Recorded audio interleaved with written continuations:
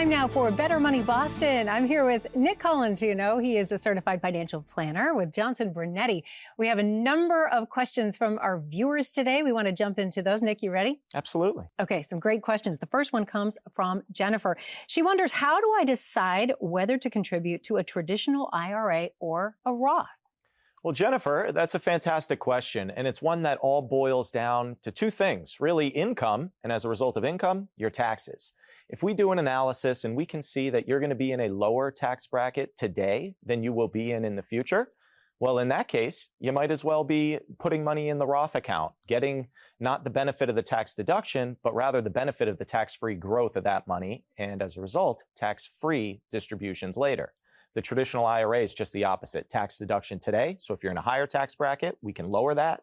But keep in mind, every dollar that gets distributed later in life, fully taxable as income.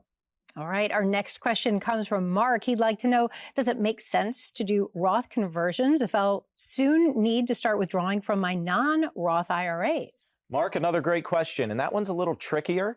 What I'm hearing you say is that you are not yet required minimum distribution age, which also might mean that you are not yet in that point where those distributions are forced upon you and taxable as income.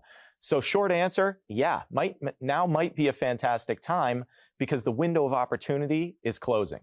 All right. Diane writes in, she says, my husband and I have considerable savings. Should we still consider getting a long-term care plan? And if so, what should we look for? I'm loving these questions today. Thank you, Diane. That's a good one. If you have considerable savings, you can probably afford to take a chunk of that and earmark it for long-term care. Now, what the coverage you're asking about indicates is that you're looking for some type of leverage.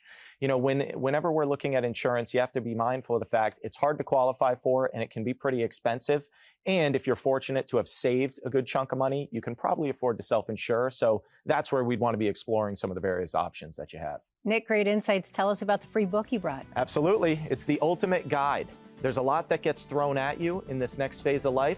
We want to help you navigate all of it. Get it today. It's free. Go to bettermoneyboston.com to receive it. Again, get that book right now. Go to bettermoneyboston.com.